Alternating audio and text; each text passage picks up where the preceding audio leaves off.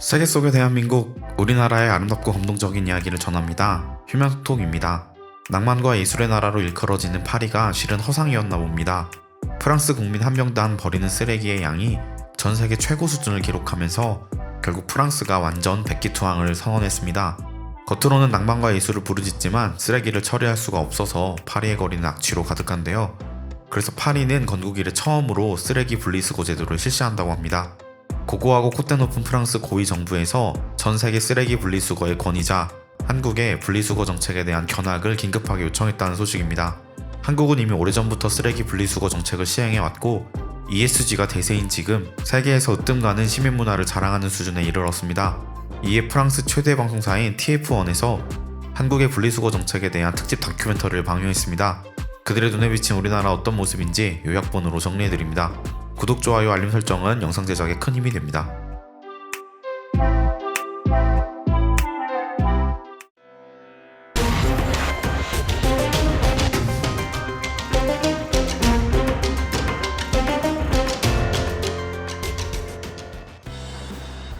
En Corée du Sud, le recyclage est un automatisme.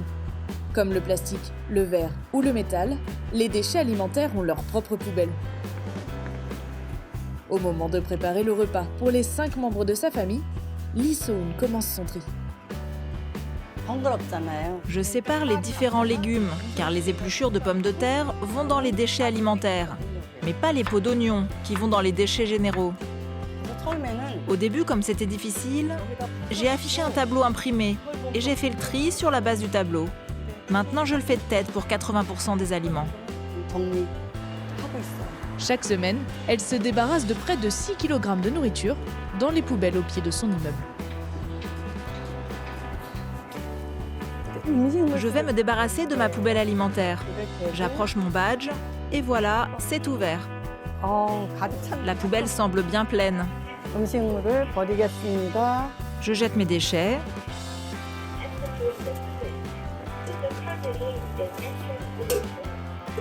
Et pour fermer le couvercle de la poubelle, j'approche encore une fois mon badge. Je fais très attention à la quantité de déchets alimentaires, car je dois payer en fonction du poids. Les femmes au foyer font très attention à réduire le budget du ménage.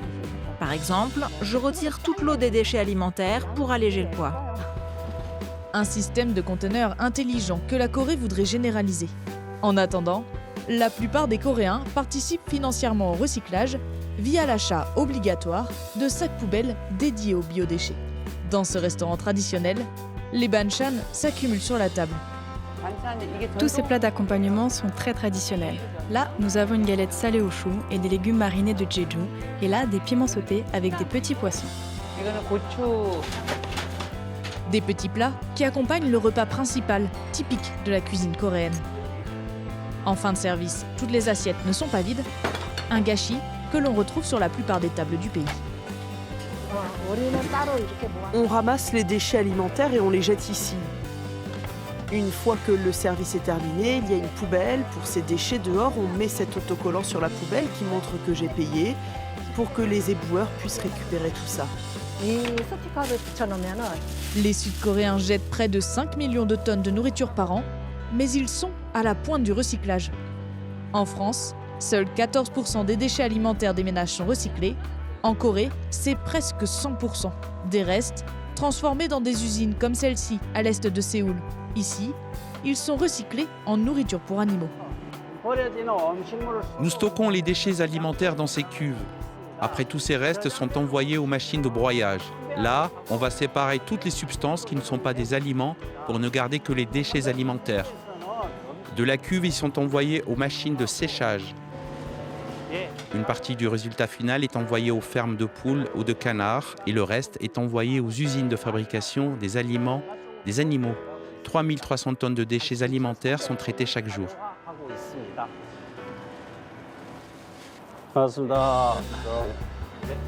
Ce représentant du ministère de l'Environnement rencontre les responsables de l'usine pour mieux comprendre son fonctionnement.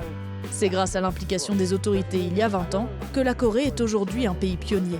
Un programme ambitieux qui coûte au pays près de 700 millions d'euros chaque année. Pour le ministère de l'Environnement, la réduction des déchets alimentaires est primordiale. Les déchets alimentaires, on les transforme aujourd'hui en compost et aliments pour les animaux. Mais pour s'approcher de la neutralité carbone, nous allons développer l'utilisation du biogaz émis par les déchets alimentaires. Cela va nous permettre de nous concentrer sur la réduction des émissions de gaz à effet de serre. Réduire le gaspillage alimentaire, c'est aussi le but de cette chercheuse qui travaille avec des écoles. À l'aide de l'intelligence artificielle et de caméras, elle tente de faire prendre conscience aux enfants du rôle des déchets alimentaires dans le réchauffement climatique. Dans les cantines, nous avons installé des balances avec une intelligence artificielle. Après son repas, l'enfant pose son assiette sur cette balance. La caméra capture son visage et calcule immédiatement à partir de la quantité de déchets alimentaires quelle quantité de gaz à effet de serre il a émis. Ce projet pilote a été mené dans 5 écoles pendant 7 mois. On a eu jusqu'à 86% de réduction des déchets pour l'école où le projet a le mieux fonctionné et une réduction moyenne de 60%. C'est vraiment efficace. Un modèle de recyclage alimentaire obtenu grâce à la discipline de toute une population et à la mise en place d'amendes. Tout Sud-Coréen qui ne trie pas encourt une pénalité allant jusqu'à 700 €.